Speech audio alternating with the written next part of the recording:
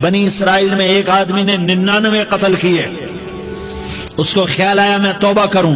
ایک عبادت گزار کے پاس گیا اور اس سے پوچھنے لگا میں نے 99 قتل کیے ہیں، میری توبہ ہو سکتی ہے؟ اس نے کہا ہرگز نہیں، تو بڑا ظالم ہے، تیری کوئی توبہ نہیں. اس کو غصہ چڑھا، اس نے اسے بھی قتل کر دیا، 100 کر دیے. پھر اس کو خیال آیا میں توبہ کروں تو وہ ایک عالم کے پاس گیا اور اس سے پوچھنے لگا میں نے 100 قتل کیے ہیں، کیا میری توبہ ہو سکتی ہے؟ کہ بیٹا کیوں نہیں ہو سکتی توبہ؟ ہائے ہائے ہائے ہائے ہائے. میرا رب ایک مثال دیتا ہے، کہتا میرا بندہ تو اتنے گناہ کر کہ زمین کو بھر دے، اس خلا کو بھر دے، چاند تاروں ستاروں کو بھر دے، اتنے گناہ کر کہ آسمان کی چھت کو لگا دے، زمین سے اٹھا اور آسمان کی چھت کو لگا دے.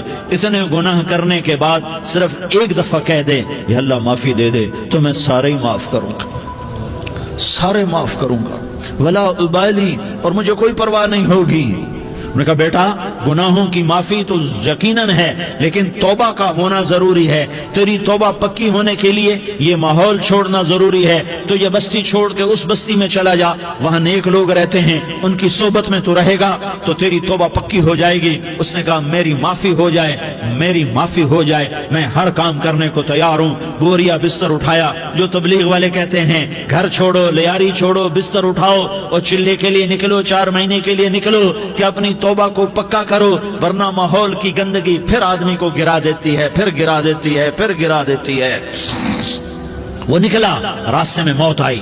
جب موت نے جھٹکا دیا تو اس نے چھلانگ لگائی اس نیک لوگوں کی بس کی طرف. وہ ایسے اس کے ہاتھ اس کے آگے اور پورا جسم ایسے آگے پھیلا ہوا.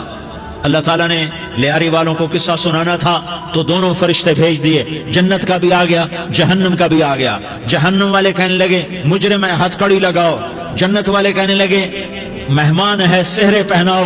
جہنم والے کہنے لگے توبہ ادھوری ہے، ابھی توبہ پکی نہیں ہے، ابھی نیک لوگوں کے شہر کو پہنچا ہی نہیں ہے کہ موت آ گئی. اور جنت کے میں کہنے لگے نہیں نہیں نہیں، توبہ ارادے سے ہو جاتی ہے، ارادہ کر لیا توبہ ہو گئی، ہمارا مہمان ہے. اللہ نے تیسرا فرشتہ بھیجا، جاؤ فیصلہ کرو. کیا فیصلہ کرو؟ وہ یہاں مرا پڑا ہے، یہ اس کی بستی ہے، یہ نیک لوگوں کی بستی ہے، وہ یہاں مرا پڑا تھا.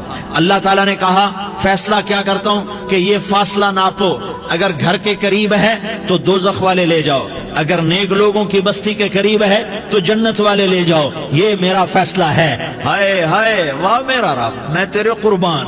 ہوا کیا تھا؟ وہ گھر کے قریب تھا اور نیک لوگوں کی بستی سے دور تھا. جب ناپنے لگے تو اللہ تعالیٰ نے ادھر والی زمین